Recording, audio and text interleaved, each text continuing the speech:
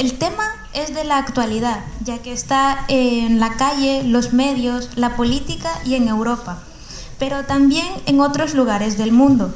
La migración no es solo algo español o europeo, es un fenómeno global y en Latinoamérica, por ejemplo, lleva años dándose entre países vecinos, como en Argentina o Panamá, que se formaron gracias a personas migrantes llegadas de distintos lugares del mundo. También es interesante recordar que a lo largo de la historia los movimientos fueron al revés y Europa fue tierra de migrantes. En cuanto al enfoque, creemos que es clave poner el acento en la dignidad de las personas, debido a que son historias reales de gente concreta, no solo números o discursos. También parece importante abordar los prejuicios que existen y cómo muchas veces se las coloca en segundo plano como si valieran menos o fueran un problema. Otro aspecto importante es cómo la migración se ocupa en la política, siendo instrumentalizada y dando beneficio a los políticos, ya que muestran solo la parte que les conviene y dejan fuera la complejidad real del asunto. Así consiguen movilizar emociones y ganan el apoyo de todas las personas, pero evitan plantear soluciones responsables y a largo plazo no apuntan a las necesidades reales de las personas. En esa línea, quizás también podrían ser interesante que la conferencia planteara acciones concretas para fomentar la integración real como educación y sensibilización, para desmontar miedos y prejuicios, también espacios de encuentro entre personas migrantes y población local, además de un discurso público, pero que no aliente el racismo y la exclusión social. Al final, la integración social depende de la persona que llega como de la sociedad que lo recibe. Por eso, para nosotros, el lema que mejor lo resume todo es: la dignidad no conoce fronteras.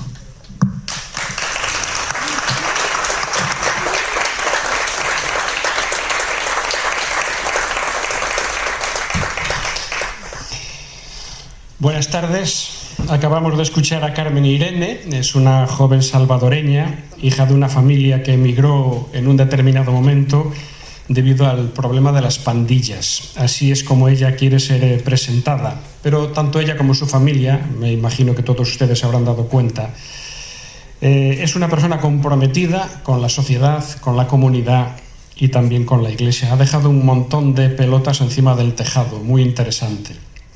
Bueno, buenas tardes, don Francisco, buenas tardes, don Fernando, buenas tardes, don Santiago. Muchas gracias por su presencia, por su apoyo y también por su dedicación entusiasta. Y muchas gracias a todos ustedes que han decidido ocupar parte de esta magnífica tarde soleada, estar aquí con nosotros. Intentaré ser breve. Mañana, como cada 25 de marzo, la Iglesia celebramos la Jornada por la Vida, coincidiendo, solemnidad de la Anunciación del Señor, y una fecha que tradicionalmente sirve para reivindicar el valor de la vida desde el momento mismo de la concepción hasta su muerte natural, es decir, una jornada en contra del aborto. El lema escogido por nuestra conferencia episcopal para este año era precisamente la vida, un don inviolable.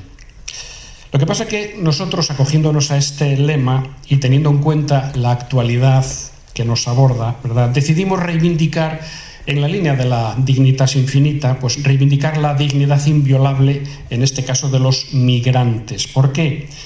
Pues porque es un colectivo especialmente sufriente. Es claro que en nuestra actitud ante la migración, los católicos nos estamos jugando la credibilidad de nuestra fe. Porque a nivel social, alrededor de esta cuestión suenan hoy tambores de guerra, los estamos escuchando todos los días, ¿verdad? Pero lo más preocupante es que también atruenan entre nosotros, los que nos decimos seguidores de Jesucristo. Es un ruido falaz burdo, lleno de mentiras, pero sibilino como una serpiente. Y se nos está enroscando en la conciencia y conviene acallar esas voces cuanto antes. Para poner cordura y evangelio en este tema, contamos con dos voces más que autorizadas y de sobra conocidas, ¿no? Don Fernando García Cadiñanos, obispo de Mondoñedo Ferrol, y don Santiago Agrelo Martínez, arzobispo de mérito, de mucho mérito, de Tánger. Don Fernando es burgalés, paso a presentarlos brevemente. Don Fernando es burgalés, licenciado en Teología Dogmática por la Facultad de Teología del Norte de España, también licenciado en Ciencias Sociales por la Pontificia Universidad Gregoriana de Roma, especialidad Doctrina y Ética Social.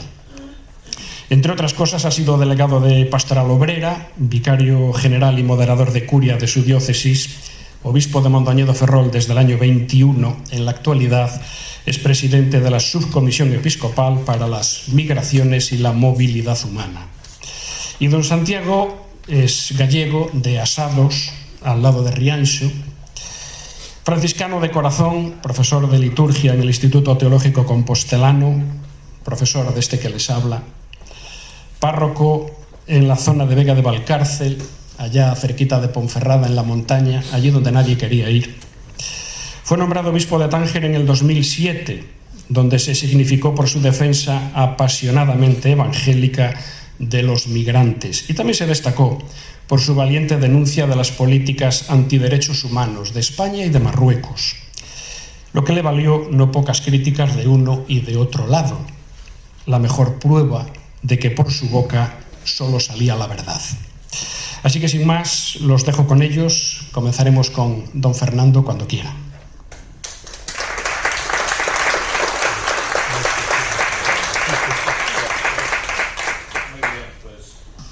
Buenas tardes a todos. Después de habernos dado los consejos de que tenemos que salir por no sé dónde, yo como no sé por dónde tengo que salir, si pasa algo me lo decís. Bueno, pues un saludo. Por ahí hay que salir, vale. Un saludo a don Francisco por venir hasta Coruña, al padre Agrelo y a todos y cada uno de vosotros que os habéis acercado a este salón en ese día, como decía, tan bueno, que se estaba también por ahí al lado del puerto, que yo he podido pasear un poquito. No es Ferrol, Coruña, pero bueno, pero casi se le asemeja, con lo cual pues siempre es bueno pasear por aquí, por Coruña. Bueno, pues yo hago un poquito de telonero, me siento un poquito telonero, porque yo creo que en esto el que más autoridad tiene, sin duda, es el padre Agrelo, no solo por la doctrina, sino por la vida y por su testimonio de vida, que ha sido referente, sigue siendo referente, pues en todo lo que significa la defensa de los derechos de los migrantes. A mí se me ha pedido un poquito que haga pues una especie de reflexión sobre lo que la Iglesia dice en torno a las migraciones desde el marco pues teórico, pero también hecho vida, porque evidentemente todo lo que la Iglesia dice lo va haciendo realidad en su debilidad y en su fragilidad, pues en tantas iniciativas. Acabamos de tener pues el encuentro de delegados de migraciones, estaba Luis por ahí representando a la diócesis de Santiago, y hemos podido compartir pues tanto bien, tantas iniciativas buenas, tantas cosas positivas que en nuestra Iglesia de España se realizan para acoger, proteger, promover e integrar a los inmigrantes. Bueno, os he entregado ahí una hojita, como ideas igual no os transmito, al menos que llevéis una hojita para que sepáis lo que he querido decir y que sea una manera también pues de que os lo llevéis a casa como reflexión. Por hacer un previo a lo que la Iglesia dice sobre el tema de las migraciones en el ámbito, o lo que podemos sacar de la Sagrada Escritura y lo que podemos sacar de la doctrina social de la Iglesia, haciendo un poquito de reflexión en voz alta, y después de pues haber dado haber intervenido en muchos lugares donde pues no siempre es fácil hablar de este tema, porque siempre suele haber una réplica al final, no siempre pues amigable. No sé si sucederá aquí o no lo sucederá. Pues veo que es un tema que realmente está plagado de tensiones. esas tensiones en las que habitualmente vivimos, porque la vida siempre es una tensión entre polos a veces diferentes, entre polos opuestos, en los cuales hay que hacer discernimiento y en los cuales pues a veces hay que mantener equilibrio.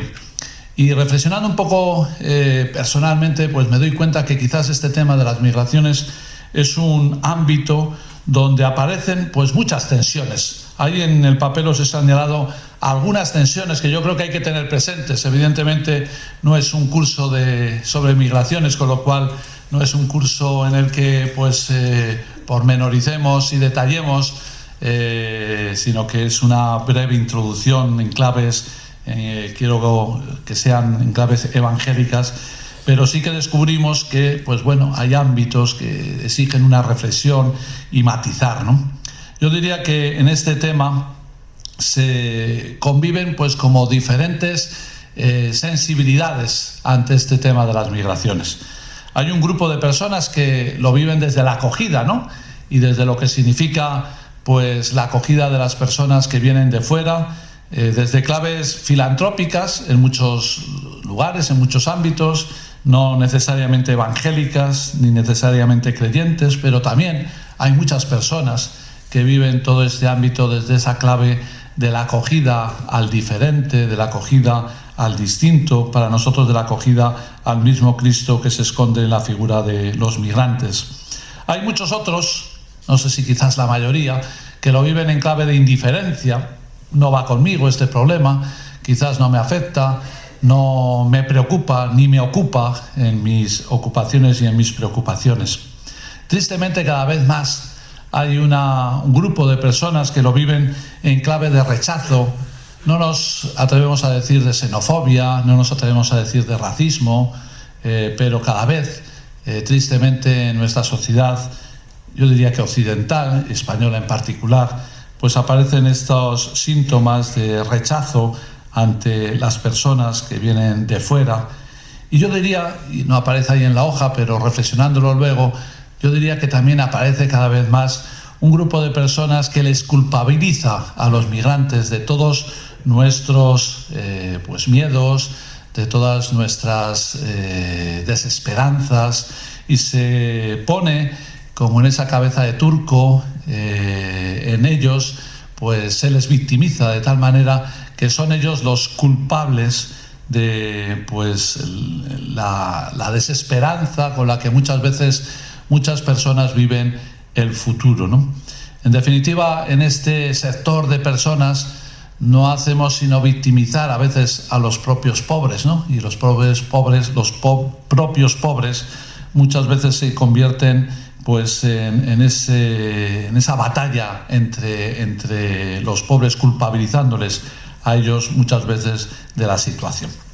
Esa tensión no solo se da en las diferentes reacciones que podemos tener ante el colectivo de los migrantes, sino que se da esa tensión también entre la mundialización, la globalización de nuestro mundo. Hoy es un mundo globalizado, es un mundo pues que nos permite acercarnos, y la inmigración no deja de ser una consecuencia, la migración tal y como la vivimos en este tiempo no deja de ser una consecuencia de esta globalización que hace que nuestro mundo sea pues una especie de aldea global, una especie de pueblo grande en el que los efectos tan lejanos como puede ser ahora la guerra, ¿verdad?, tan lejana, afecta pues en algo tan cercano como puede ser la gasolina de cada día y la energía de cada día. Pero esa tensión se vive entre la mundialización y la globalización que nos está acercando, y por otra parte esa voluntad de conservar lo propio, de proteger lo propio, de luchar por lo propio, de guardar lo propio, de mantener nuestra propia identidad. En el fondo también son reacciones lógicas, ¿verdad? Ante ese efecto de globalización queremos mantener nuestra propia identidad y decir, pues eso, que Ferrol es lo mejor, que nuestro pueblo es lo mejor, que nuestro barrio es lo mejor, que nuestra cultura es lo mejor frente a veces ante otros colectivos o grupos que manifiestan esa globalización. Se da también esa tensión entre la imagen que tenemos de la migración y la realidad. ¿Cuántas veces, nos lo decían en estas jornadas que hemos vivido estos días, nos decían que la presencia, si hiciésemos una encuesta hoy entre nuestra población y dijésemos cuántos migrantes hay en nuestro país, pues algunos dirían que más o menos está en torno al 30%, cuando la realidad es que es del 15%. Es decir, hay una imagen desordenada, desorbitada, que no se ajusta a la realidad, pues en aspectos como el tema de su presencia, de su identidad, de su configuración, de los recursos sociales, del tema de la delincuencia, temas que, por contra, tenemos una imagen que no se ajusta a la realidad. Junto a ello hay otra tensión evidente y otra tensión que también es legítima, ¿no? La tensión entre el acoger al que llega, que es a lo que nos invita siempre pues la Iglesia, a lo que nos invita también el Evangelio, pero que no está reñida y que tiene que conjugarse también con ese necesario control de fronteras, porque evidentemente pues también si queremos hacer una acogida pues realmente real, tenemos también que velar para que la acogida pueda ser sostenible, ¿no?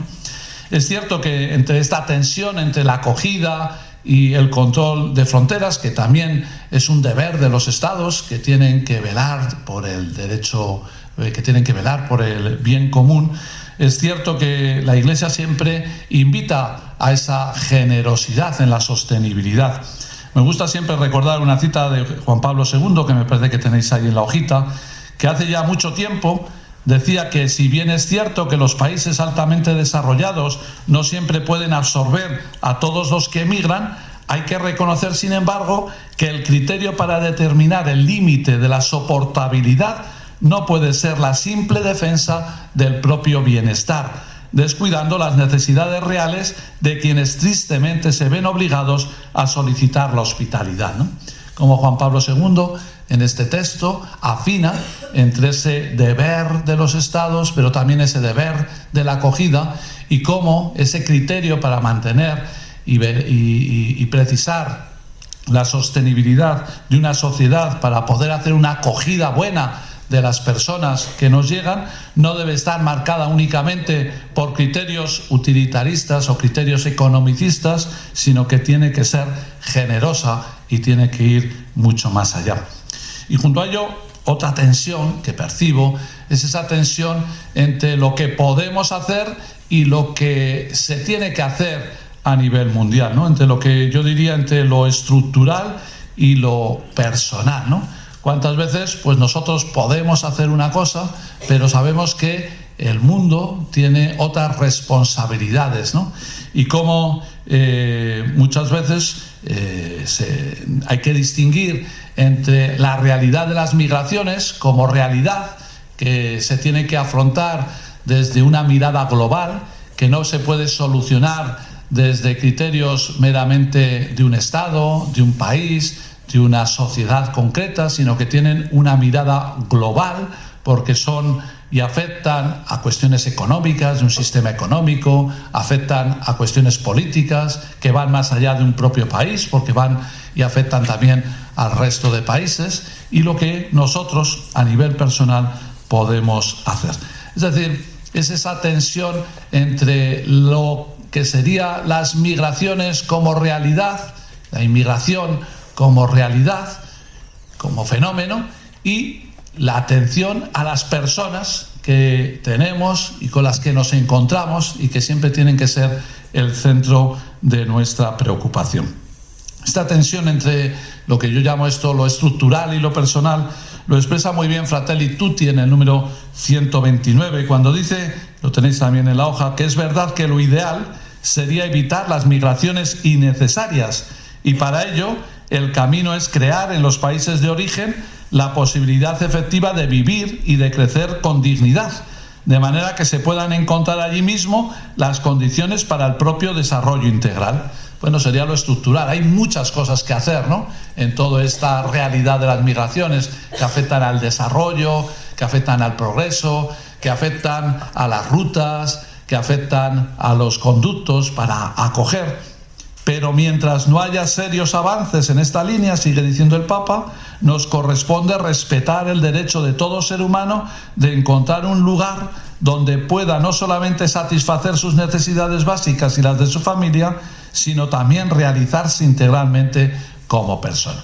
Una cosa, por tanto, es hablar de las migraciones. Podríamos dar un curso sobre las migraciones, las causas, las consecuencias, las rutas, las maneras de afrontar esta problemática desde el punto de vista económico, político, jurídico, etcétera. Y otra cosa es lo que tenemos que hacer ante un inmigrante que tenemos ante nosotros, que está delante de nosotros y que, por tanto, muchos de esos conceptos pues los tenemos que dejar caer, porque ante la persona lo único que tenemos que hacer es recibir, acoger y descubrirla como hijo de Dios. Dicho este pequeño preámbulo de lo que serían estas tensiones, que son algunas, pero que seguro que vosotros pues podríais expresar muchas más tensiones que aparecen en este tema, yo creo que es una cuestión que requiere mucho de evangelio y que tenemos que superar las ideologías, ¿no? Es un fenómeno que tristemente le vemos más en clave de ideologías que en clave de evangelio. Y como nos decía muy bien nuestra hermana nicaragüense, es un fenómeno que muchas veces entre la propia comunidad cristiana la cuestión ideológica nos puede y nos vence más que los criterios evangélicos. En esto yo sí que diría que necesitamos conversión, ¿no? Estamos en el tiempo de Cuaresma, es una invitación a la conversión. ¿Cuántas veces esta conversión la teorizamos en cuestiones, pero no descubrimos que la conversión fundamentalmente es un cambio de mentalidad, una manera diferente de mirar, una manera diferente de pensar, una manera diferente de situarnos en nuestro mundo y una manera que realmente genere esperanza, una manera que genere realmente caridad, una manera que realmente genere el reino de Dios, que en definitiva es lo que queremos entre todos ir construyendo. Sin embargo, tristemente tenemos que reconocer que ante esta cuestión nos vence, nos puede más la ideología que el evangelio. Y si no lo vivimos desde clave evangélica, pues todo lo que podamos decir, todo lo que podamos manifestar, pues no nos abriremos a ello, porque nos pondrá el sentimiento o nos pondrán las ideas que en definitiva nos configuran la realidad, no a lo que es, sino a lo que nosotros creemos que es. Desde esa clave, ¿qué es lo que percibimos y descubrimos en la Sagrada Escritura y en la doctrina social de la Iglesia sobre el tema de las migraciones? A mí se me ha ocurrido diferenciar como 3 puntos, ¿no? Como 3 apartados que os pongo ahí. La primera sería que Dios ha emigrado y que Dios se ha identificado con los migrantes, con los empobrecidos de nuestro mundo. Algunos estudios teológicos hablan de esa realidad del Deus migrator, es decir, un Dios que también Él ha emigrado. Porque emigrar, ¿qué significa? Salir de sí mismo para abrirse a los demás. Es ponerse en movimiento, es salir de la comodidad, podemos decir, para ponerse en otro lugar. Y si descubrimos la revelación de Dios, no es otra cosa sino percibir este Dios que es emigrante, este Dios que ha salido de sí mismo. Lo vemos en la obra de la creación, que es por naturaleza, en el inicio, pues esa obra que Dios realiza y que sale de sí mismo para darse y para expresarse en ese amor, porque no puede hacer otra cosa sino amar. Pero lo vemos también fundamentalmente en lo que significa la obra de la encarnación. Cuando en el Evangelio de Juan decimos y se hizo carne, ahí aparece esa emigración del propio Jesucristo, ¿no? En definitiva podemos decir que sale de sí, sale de su propia naturaleza, podríamos expresar, para encarnarse y venir a nuestro mundo. Sale de su comodidad, se podría decir vulgarmente, para ponerse en la fragilidad y en la debilidad de nuestro mundo. Por tanto, seguimos a un Dios que en cierta manera es un Dios emigrante, es un Dios que ha salido, que ha buscado, que viene a nosotros. Y este Dios que es emigrante se hace también realidad en su propio proceso de encarnación, cuando precisamente en la Sagrada Escritura descubrimos que Jesús es migrante, o mejor dicho, que Jesús es refugiado, porque también aquí habría que variar, ¿verdad?, y precisar mucho mejor. No es lo mismo los migrantes que los refugiados, tienen diferente dimensión y diferente aspecto. Jesucristo se sitúa como un refugiado que huye en su infancia con su familia precisamente a Egipto, huyendo de una situación. Esa realidad de Dios que es migrante, de este Dios que ha buscado el refugio y la atención de otro país, pues hace que la Sagrada Escritura esté llena de preceptos, de normativas, de invitaciones, de moral, que nos invitan a la protección de los migrantes, de los forasteros, de los que se sienten extranjeros en su tierra, ¿no? Sabéis que esos tres grandes colectivos que aparecen en la Sagrada Escritura, ¿no?, las viudas, los huérfanos y los forasteros, son aquellos que reciben una atención privilegiada y que el Señor invita a que tengan una atención privilegiada en ese nuevo pueblo de Dios, en ese pueblo de Dios, en ese pueblo de Israel, que está llamado a regenerar toda la humanidad y a tener en estos tres colectivos especialmente frágiles una atención especial. Por eso resuena en nosotros esas palabras del Levítico en el capítulo 19, cuando dice ese precepto: cuando un forastero resida junto a ti en tu tierra, no lo molestarás. Al forastero que reside junto a nosotros, lo tendréis como a uno de vuestros ciudadanos. Lo amarás como a ti mismo, porque forasteros fuisteis vosotros en la tierra de Egipto. Y esa invitación del Levítico, del Antiguo Testamento, se hace todavía mucho más fuerte en el Evangelio de Mateo, cuando Jesús no solo invita a cuidar de los forasteros, sino que se identifica con los forasteros y nos invita a percibir, a descubrir y a encontrarnos con el propio Jesús en la figura de los forasteros. De cierta manera, los forasteros se convierten en una especie de espejo de Cristo y se convierten en una especie de sacramento o una especie de lugar teológico donde encontrarnos con el propio Señor. Recordamos esas palabras, ¿no?, que tantas veces seguramente hemos escuchado: porque tuve hambre y me disteis de comer, tuve sed y me disteis de beber, fui forastero y me hospedasteis. En verdad os digo que cuanto hicisteis a uno de estos hermanos míos más pequeños, a mí me lo hicisteis. Jesús, que se manifiesta, que se revela, que se identifica con los más pequeños, con los más frágiles, con los vulnerables, con aquellos que sufren, con aquellos que están fuera de sus países. Y por eso en el libro de Hebreos, en la carta a los Hebreos, en el capítulo 13, nos invita a recordar y a hacer nuestra ese precepto de la hospitalidad, precisamente porque cuando hospedamos a alguien nos encontramos con el propio Señor.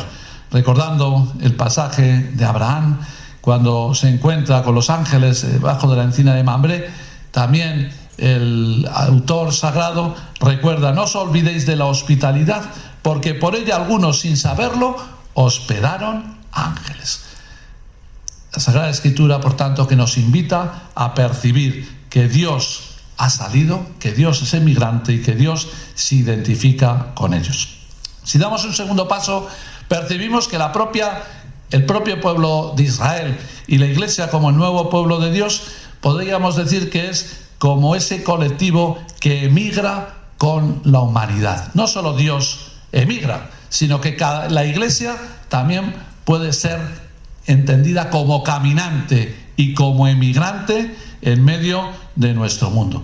De esta manera, la Iglesia no atiende a los emigrantes, no solo acompaña a los emigrantes, sino que, daos cuenta, se reconoce en ellos. La propia historia de la Iglesia, la propia vida de la Iglesia, el propio ser de la Iglesia se hace presente en la figura de los migrantes. Por eso a mí me parece tan bonito que el Papa Francisco quisiera que en el corazón de la plaza del Vaticano, si habéis estado en el Vaticano, ¿verdad?, en la plaza de San Pedro, allá en la columnata de Bernini, haya colocado esa estatua de la historia de los migrantes, los diferentes exilios, los diferentes rutas que a lo largo de la historia han existido, para decir, la Iglesia está en ese corazón. Los migrantes representan la propia vida de la Iglesia. Y es que en tantas ocasiones, Francisco lo dice muchas veces, ¿verdad?, en el Camino de Santiago somos homo viator, y podemos decir que la Iglesia también es esa comunidad viator, es la comunidad que camina. Y en el fondo descubrimos que toda nuestra historia comienza con esa invitación que Dios hace a Abraham: sal de tu tierra, vete de tu tierra, sal de tu tierra. En Abraham, en su exilio, también nosotros descubrimos pues nuestro propio camino, y toda la Sagrada Escritura expresa ese caminar del pueblo de Israel, que luego se hace purificación en el desierto, y a través del desierto, de su esperanza, de su búsqueda, de su purificación, alcanza esa tierra prometida de la que es imagen y que buscan también nuestros hermanos emigrantes. Por eso en la Sagrada Escritura aparece constantemente esa búsqueda y ese recordatorio de que somos pueblo de emigrantes. Cuando en el libro del Deuteronomio recuerda ese precepto, dice: mi padre fue arameo errante que bajó a Egipto y se estableció allí como emigrante con pocas personas, pero allí se convirtió en un pueblo grande, fuerte y numeroso. La Sagrada Escritura podemos decir que nos invita a recordar nuestra propia realidad emigrante. No solo la realidad emigrante del pueblo gallego, que lo sabemos que ya también es, no solo la propia realidad emigrante de toda la nación, porque en tantas ocasiones nuestro país ha tenido que salir, sino que también como comunidad cristiana y como comunidad creyente somos una comunidad que ha caminado, que camina en la historia y que acompaña el caminar de tantos hermanos nuestros. Por eso la Iglesia siempre se siente extranjera en su propia tierra. Esa dimensión escatológica de la que la teología nos habla, nos recuerda precisamente que aun viviendo en tierras concretas, nuestras tierras no nos pertenecen, sino que nuestra patria definitiva es la patria del cielo. Y por tanto, todos somos en cierta manera extranjeros, todos en cierta manera caminamos hacia nuestra patria definitiva. Es hermoso leer este texto de la carta a Diogneto, que allá en el siglo II nos decía esa frase tan bonita: los cristianos residen en sus propios países. Daos cuenta, vivimos en nuestros propios países, pero solo como transeúntes. Nos sentimos extranjeros, nos sentimos caminantes.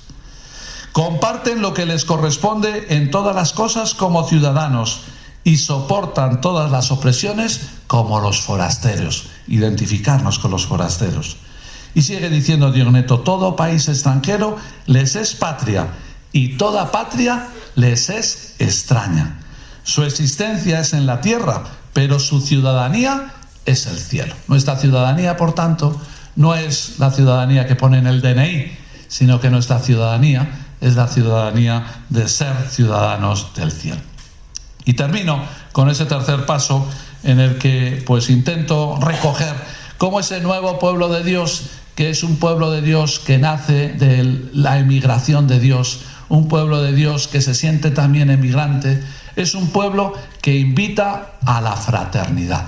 La Iglesia, en el fondo, su sentido, su esencia, su misión, no es otra sino la de, aparte de la evangelización, o porque quiere la evangelización, significa llevar la fraternidad, porque la evangelización no es otra cosa sino predicar la paternidad de Dios, y cuando predicamos la paternidad de Dios nos vinculamos entre nosotros y nos descubrimos como hermanos.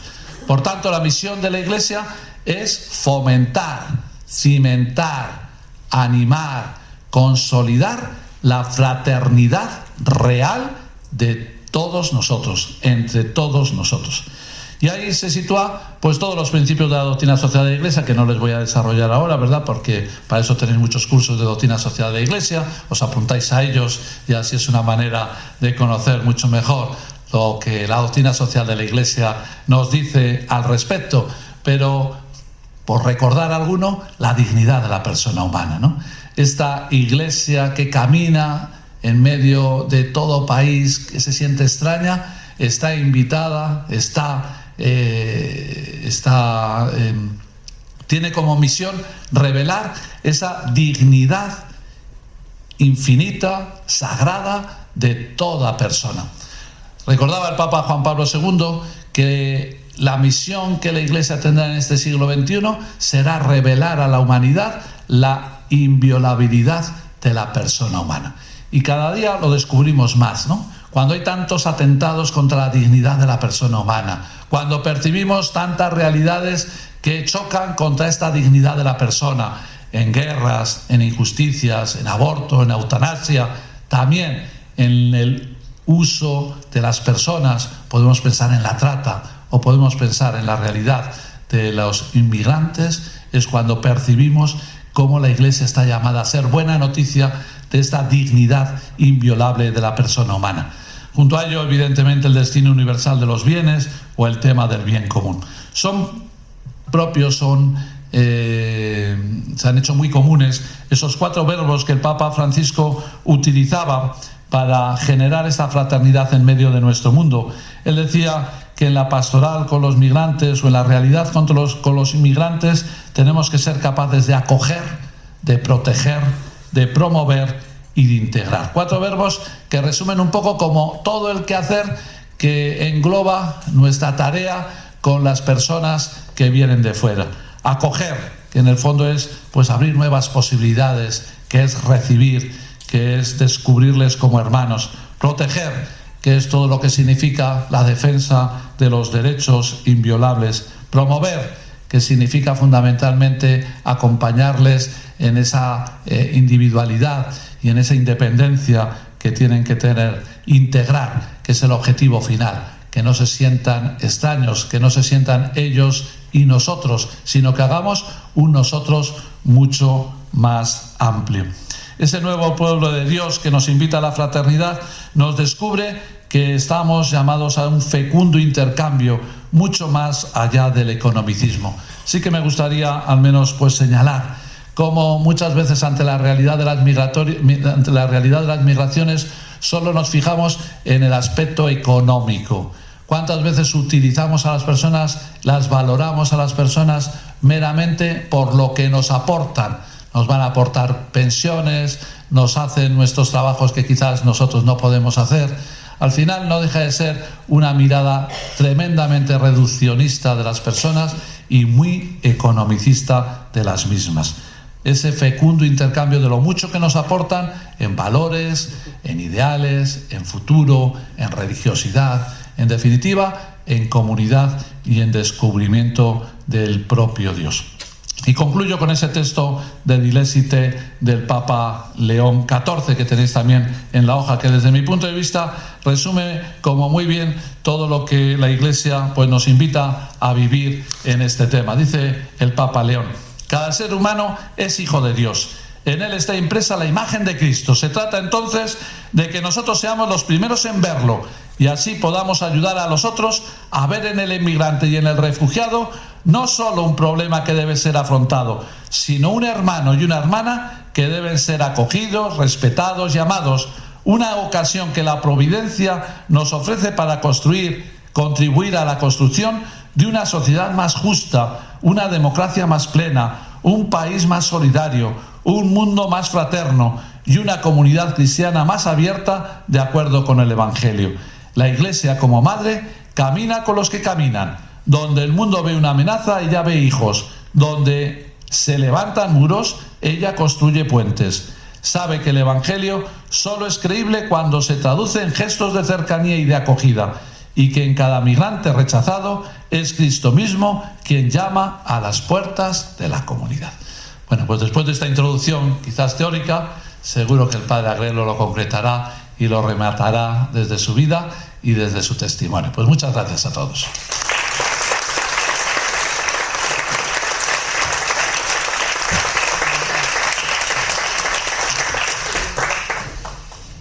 Bueno, pues efectivamente, puestos ya los pilares, Monseñor Agrelo nos va a dar su visión más vivencial nos hablará de sus queridísimos emigrantes, cuando quiera. Buenas noches ya. El drama de los emigrantes,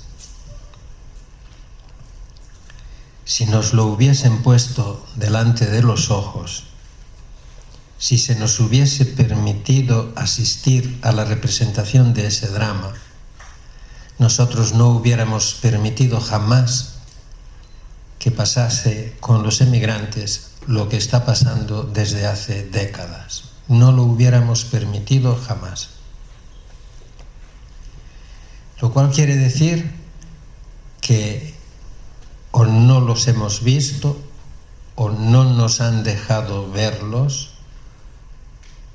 o los hemos ignorado para que no tomasen asiento en nuestra conciencia. El hecho es que gobiernos y medios de comunicación nos han cerrado los ojos. Recuerdo un encuentro con un periodista que me entrevistaba hace años, comentando con él el hecho de que los medios informativos no dan a las noticias sobre los inmigrantes el relieve que merece la noticia. Me dijo sencillamente, es que eso no vende. ¿Saben lo que ustedes significa eso? Si no vende, pues no se dice. Eso por una parte. Por otra está una política manifiestamente decidida a que la sociedad no conozca lo que viven los emigrantes. Y es lo que esta noche yo voy a intentar hacer aquí, después de una breve introducción, es como ponerles delante de los ojos, a través de las palabras, algunas cosas que yo he vivido. El hecho es que gobiernos y medios de comunicación nos han cerrado los ojos para que en los caminos de la emigración no veamos a hombres, a mujeres, a niños, no veamos sufrimiento humano, no nos afecte la vulnerabilidad de las personas, no nos hagamos siquiera una idea de sus días de angustia y de terror, y no nos importunen las heridas abiertas en sus cuerpos y en su espíritu. Creo que todavía deambula por los atrios de la Catedral de Tánger un negrito que perdió la razón en el camino, un inocente de Dios.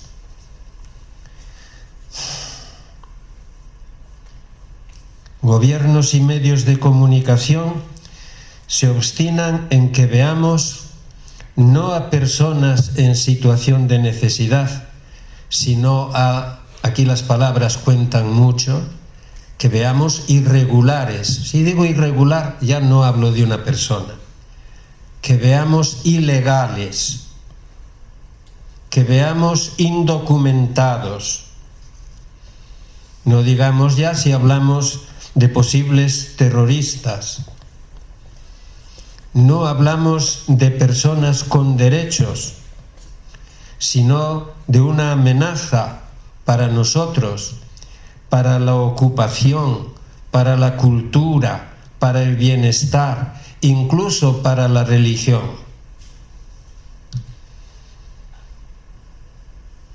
Lo he contado más de una vez. En una entrevista con un cardenal que no voy a nombrar, el señor cardenal se permitió referirse, hablando con un obispo de Marruecos, se permitió referirse al peligro de islamización de Europa a través de la emigración, porque los musulmanes tienen muchos hijos. Y yo siempre doy un codazo, parece en aquel momento se me ocurrió decirle: señor cardenal, tenga usted alguno también.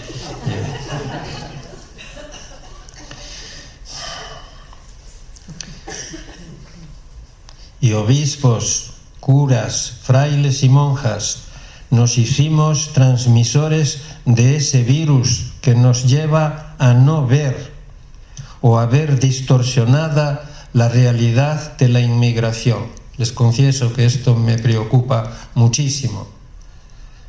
Que quienes hoy votan en España partidos manifiestamente xenófobos y racistas van a comulgar el domingo.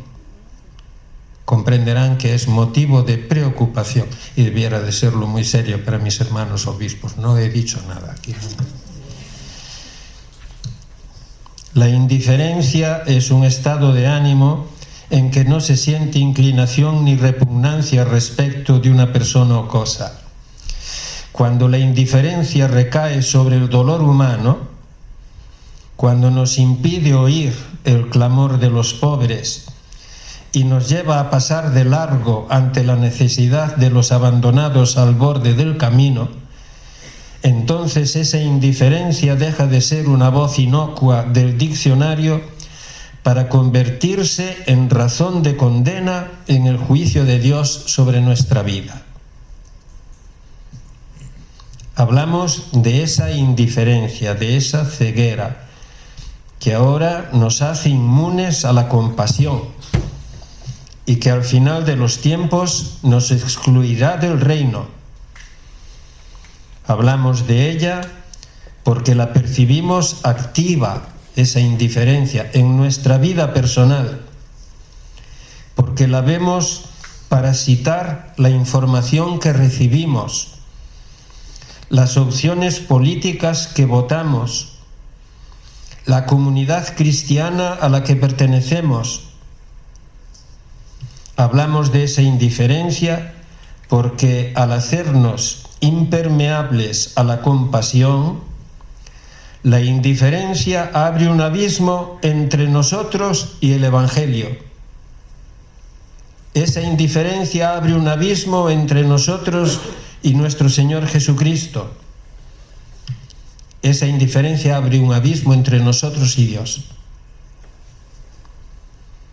Se ha hecho necesario hablar de esa indiferencia ciega porque nos va la vida en que veamos a nuestros hermanos. Nos va la vida a nosotros. No va solo la suya, va también la nuestra. Y en que los amemos como Dios los ama. Entonces, lo que voy a hacer ahora es traer aquí, traducido en palabras, la crónica de un acontecimiento que se cruzó varias veces en mi vida y que, bueno, ustedes mismos verán de qué se trata.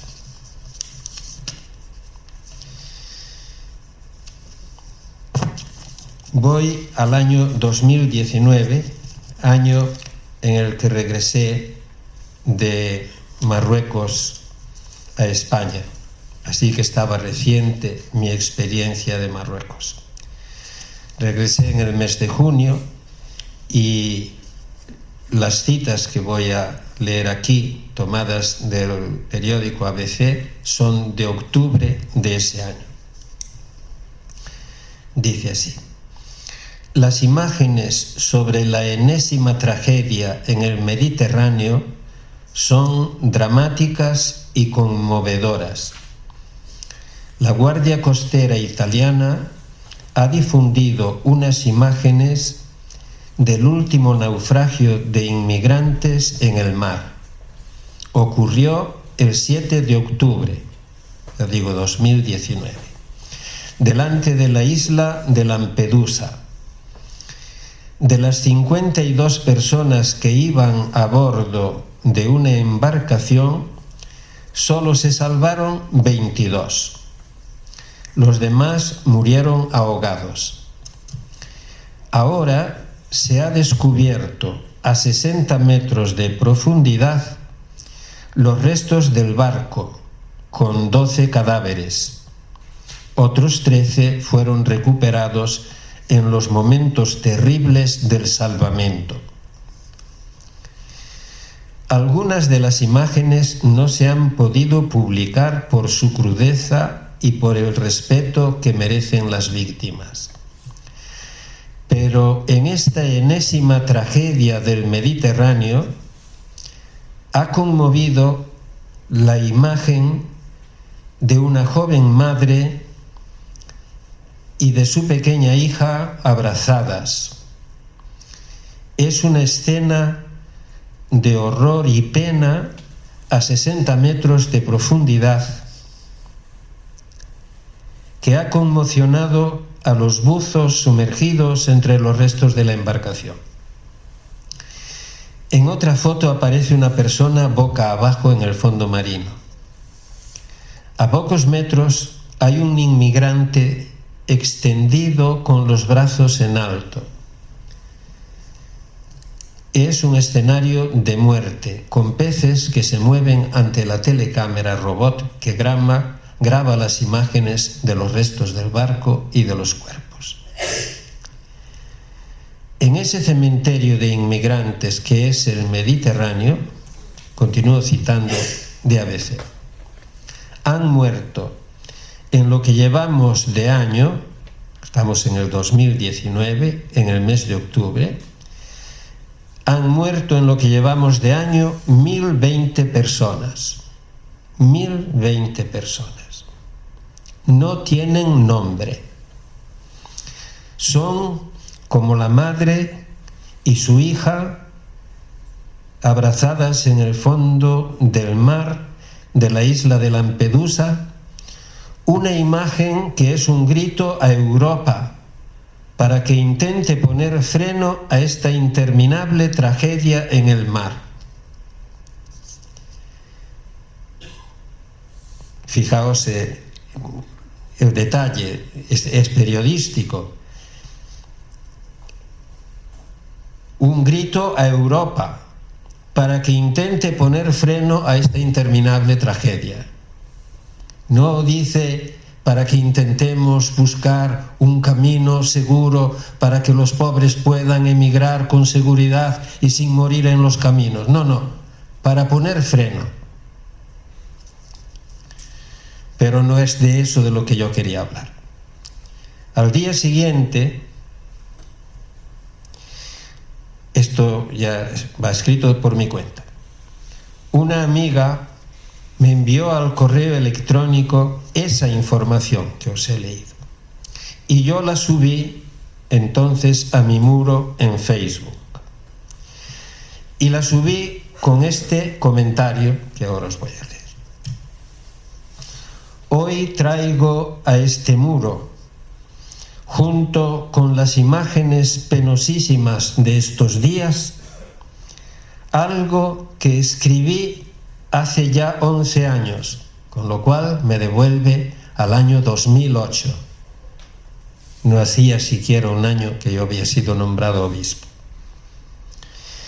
Ese recuerdo es la evidencia de un crimen repetido miles de veces durante 11 años, como si el dolor y la tragedia de los pobres no mereciesen nuestra atención. Ustedes comprenderán que yo lo puedo entender todo de las sociedades y ser un espectador de todo, pero comprenderán que me duela profundamente que en la Iglesia no tomemos una conciencia profunda de lo que significa esta tragedia humana vivida día a día por miles de personas durante años y años, ya son décadas. No nos podemos permitir esa indiferencia del corazón.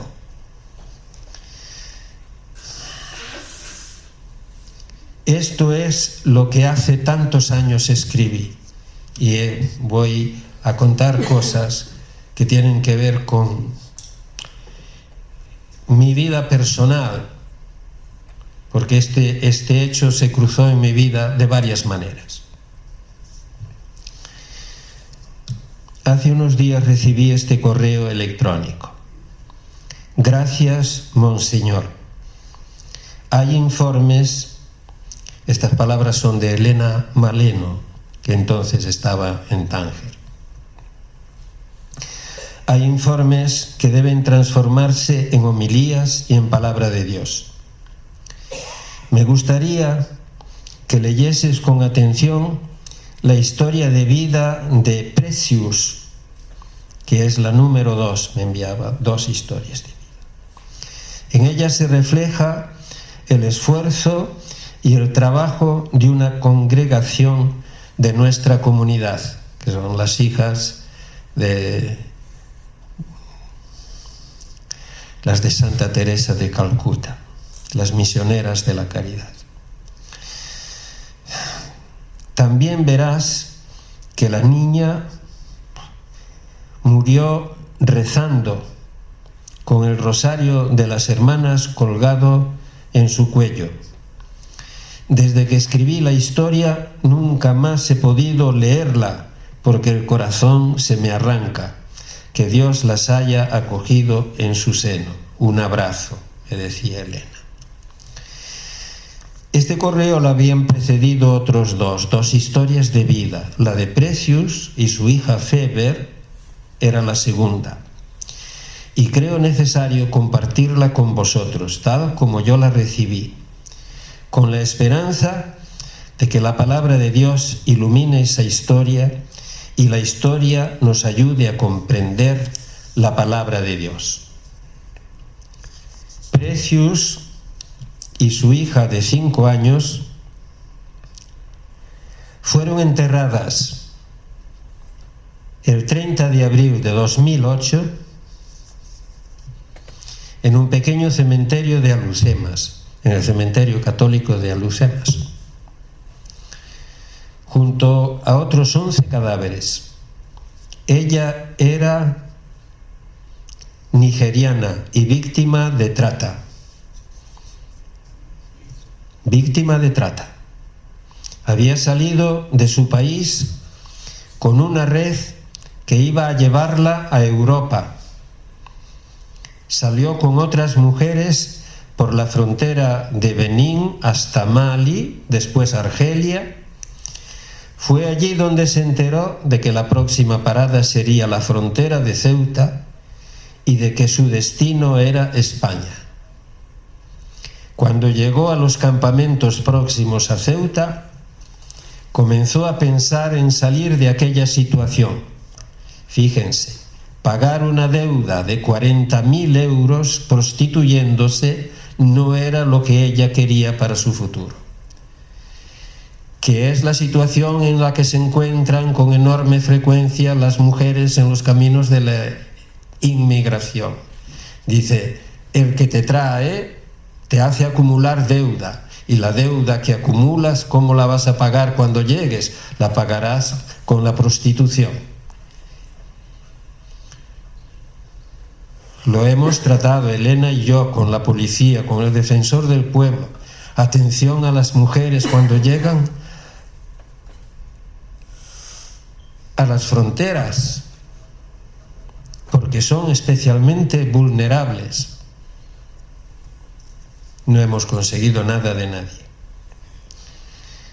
La primera oportunidad que tuvo esta mujer de pasar la frontera de Ceuta es una muralla. Puedes saltar la muralla, la valla, o puedes entrar por el mar. Es uno que sepa nadar un poco, pues cree posible entrar por el mar. Entonces esta chica pensó un traje de neopreno, unas aletas, una rueda de coche y llegar a Ceuta. Fue rescatada por la Guardia Civil.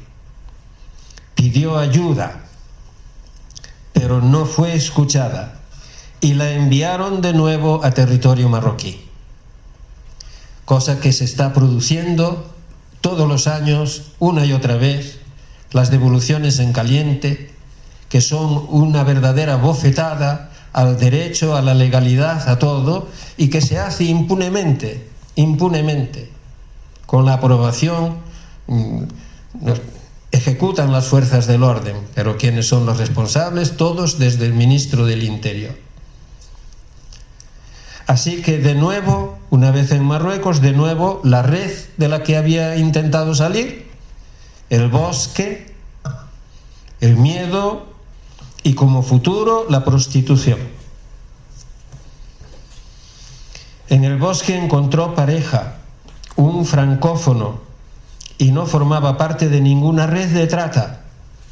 Quedó embarazada y le pidieron que abortase, pero se negó.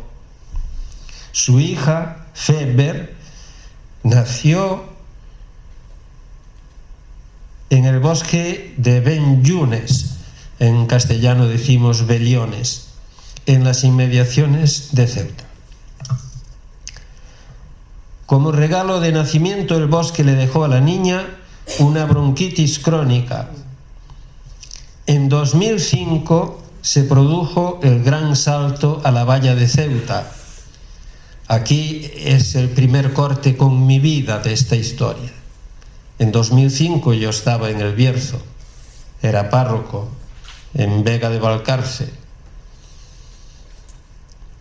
Y cuando dieron las noticias de este salto a la valla de Ceuta, que se saldó con 5 muertos, yo entendí que aquellos muertos, bien muertos estaban, porque estaban donde no debían estar. Que su lugar no era aquel, que si intentaron pasar por un sitio donde no es legal pasar, les pegaron un tiro, se quedaron muertos en el camino, tranquilos ellos y tranquilo yo. Es la historia de mi vida lo que estoy contando. Dice, hubo una discusión muy grande entre la gente.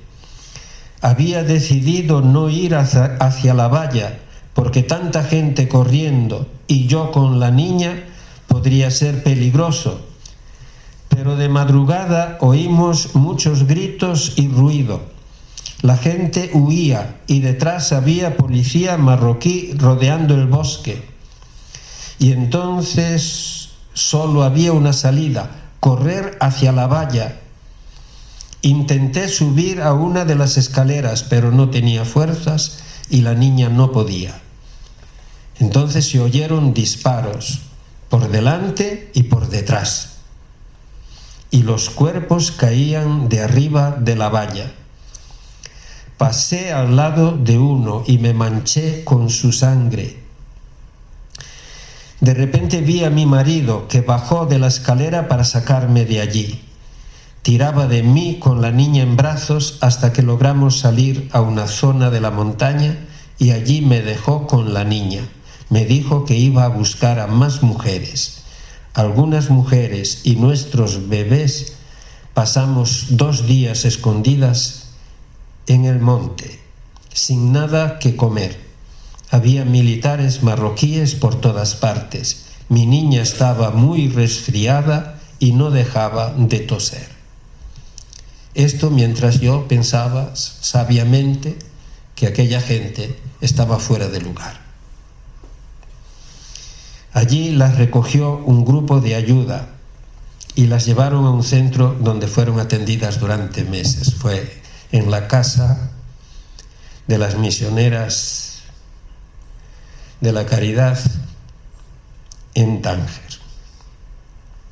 No podían salir, pero allí Precious pudo vivir una rutina dichosa, lejos del acoso de los militares y de las redes de trata. Finalmente un lugar donde se vio respetada como mujer y como madre, porque las misioneras acogían, normalmente lo que acogían eran madres solteras marroquíes que eran carné de maltrato por su condición de madres solteras. Entonces allí estaban las mamás con sus bebés, a veces durante años. Y allí fue acogida Precious. Ayudaba en las tareas del centro. La niña iba a la guardería y ella empezó a dar clases de confección y de tricotar. Allí oyó hablar de asilo, decidió probar, haciéndose pasar por sudanesa, pero no le fue posible conseguirlo. Marruecos dijo no. España dijo no. ACNUR dijo no. Por supuesto que todos dentro de la más estricta legalidad. Yo aquí añadí por mi cuenta, y odiosa legalidad.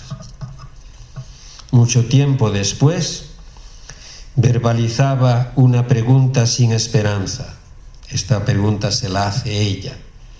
¿Quién va a querer proteger a una mujer nigeriana como yo que no quiere prostituirse? Así es que Precious comenzó a huir de nuevo.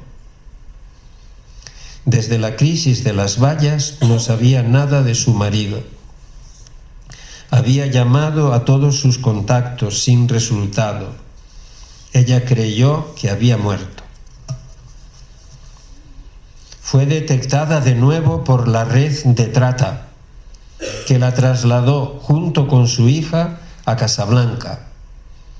Así que esta vez ya muy al sur de Marruecos. De vez en cuando llamaba desesperada. La salud de la niña no era buena y sus esperanzas de un futuro mejor se habían esfumado. Lo pierdes todo cuando pierdes la esperanza.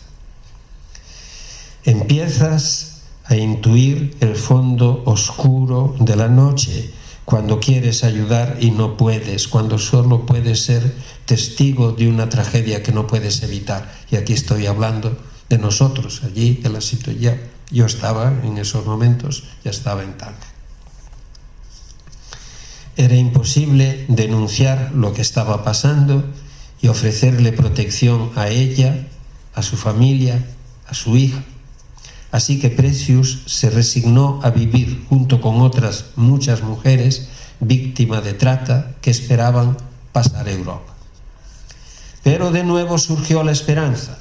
Su marido, tras mucho tiempo de búsqueda, consiguió encontrarla y la rescató de la casa en la que vivía.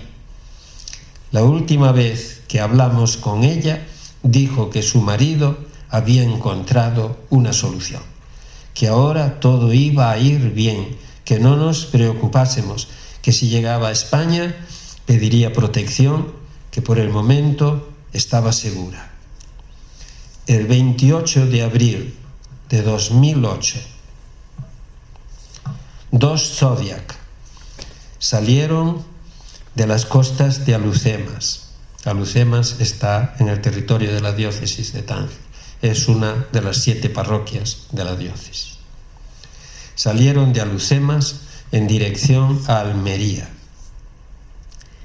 Precious y su hija formaban parte de aquel grupo. La niña llevaba colgado del cuello un rosario que las hermanas le habían dado en Tánger. Precious y Feber nunca llegaron a Almería. Murieron ahogadas junto a otras 3 mujeres, una de ellas embarazada, y 3 bebés. Y esta es información que apareció en El País en el mes de mayo. Ellos habían salido de Alhucemas el 28 de abril. El 7 de mayo de 2008, en El País se decía: agentes de la Marina marroquí acuchillaron hasta hundir la barca hinchable en la que 70 sin papeles de origen subsahariano intentaban alejarse de las costas del reino alauí para llegar a España.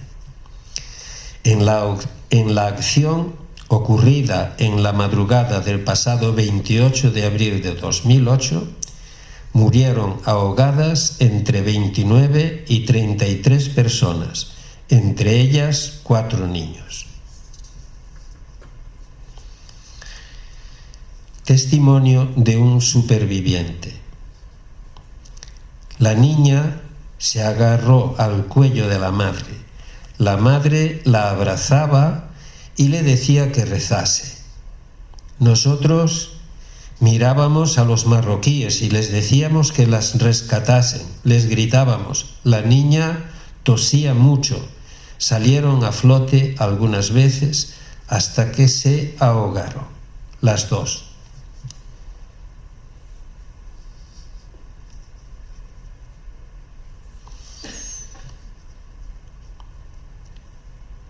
Y esto es lo que dije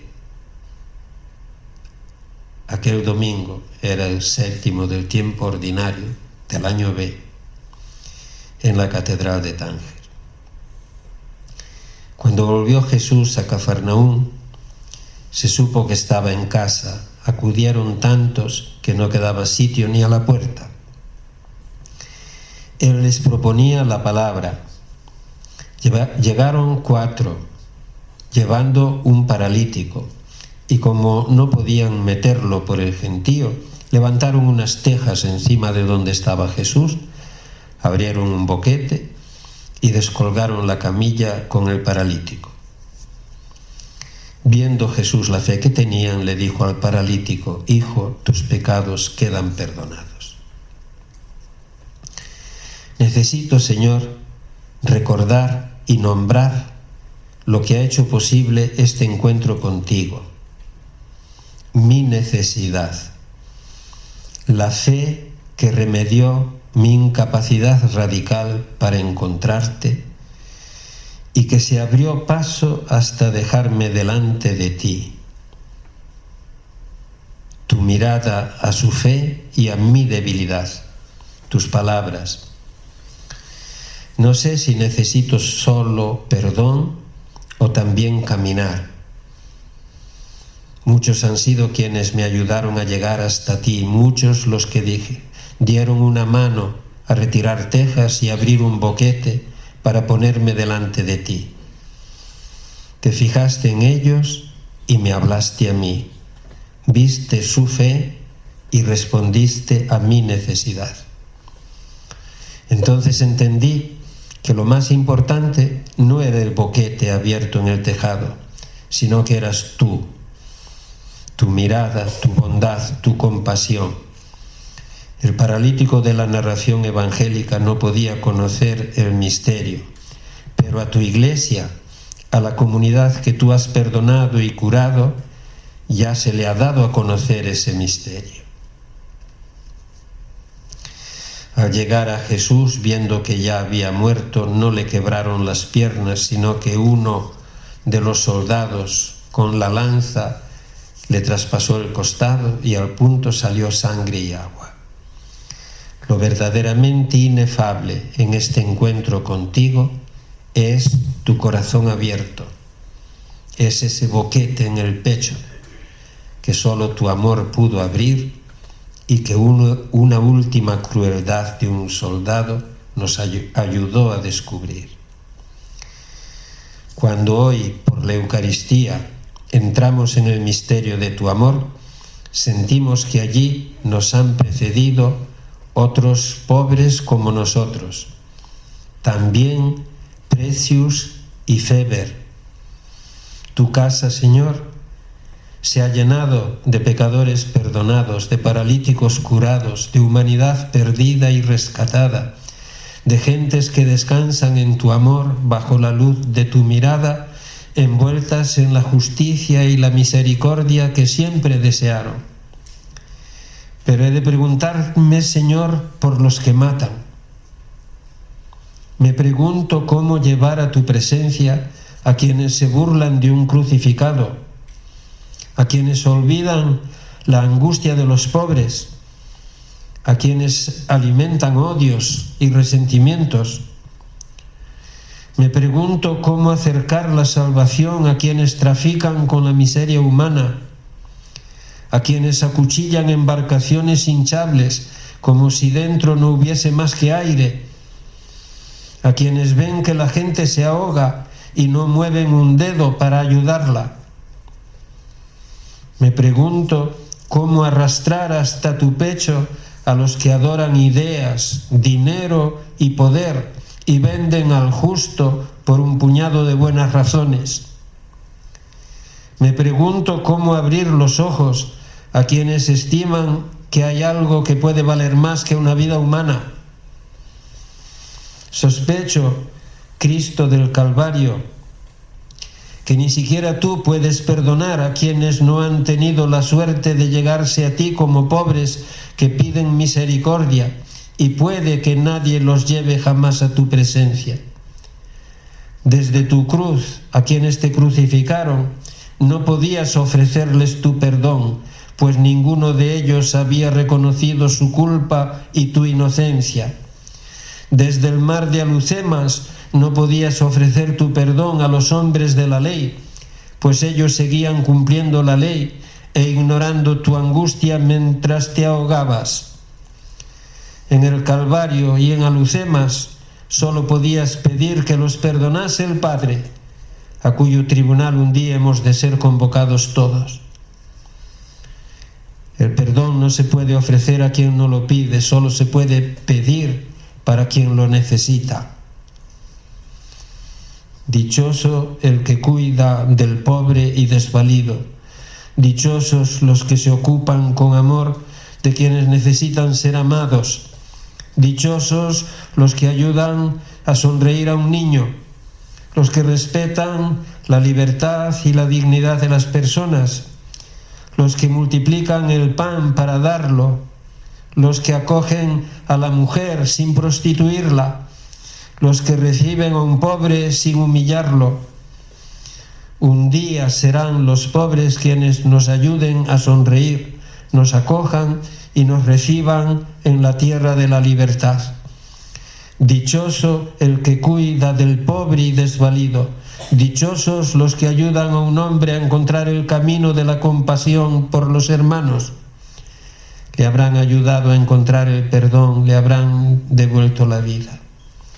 Dichosos los misericordiosos, porque ellos alcanzarán misericordia. Gracias.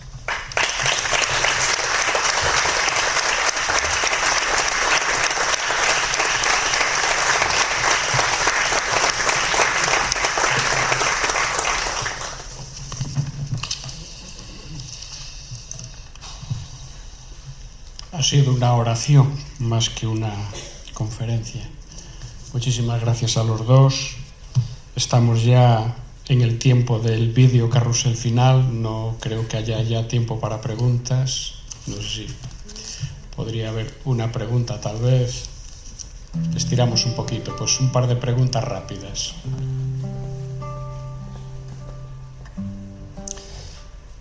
Si alguien tiene una pregunta, porque después de lo que hemos oído, yo personalmente no tengo ninguna.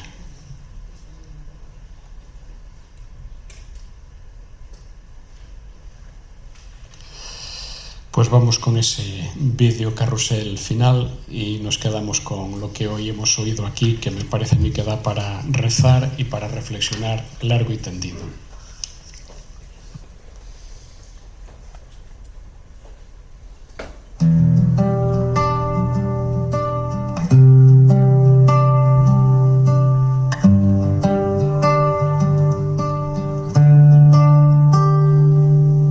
Nací mirando el cielo herido, oyendo rezar a la humanidad. Manos vacías piden abrigo, mientras el odio aprende a gritar. Niños jugando entre ruinas, dibujan soles que no están. Sueñan con pan sobre la mesa y con un mañana sin llorar. Si el amor hablara más fuerte, si el perdón venciera el rencor, las balas caerían al suelo, derrotadas por la razón. Un solo mundo, un mismo latido, una sola voz pidiendo paz. Que se callen las guerras del miedo y el amor gobierne al final. Un solo mundo, un mismo sueño, que ningún niño vuelva a temblar. Que no exista el hambre en la tierra, ni la muerte enseñando a odiar.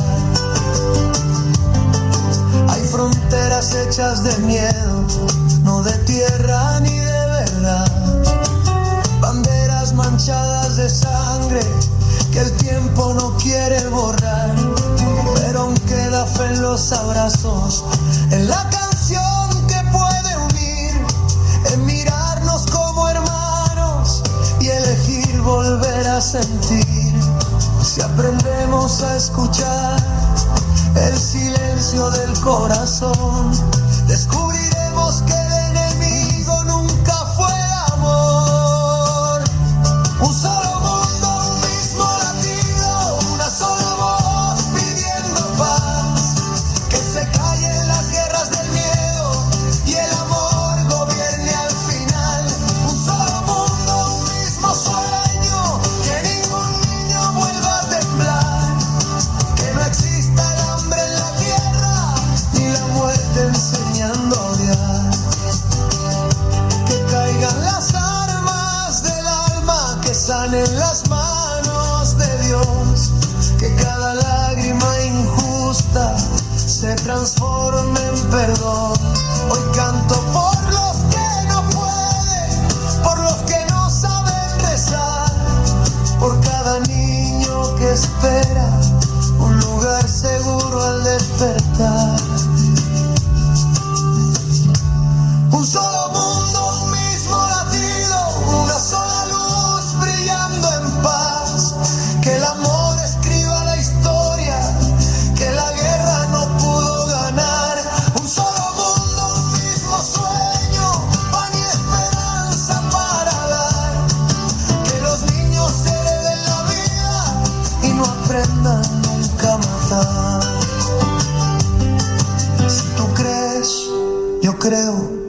Si yo canto, tú cantarás. La paz no es solo un sueño, es un paso que hay que dar.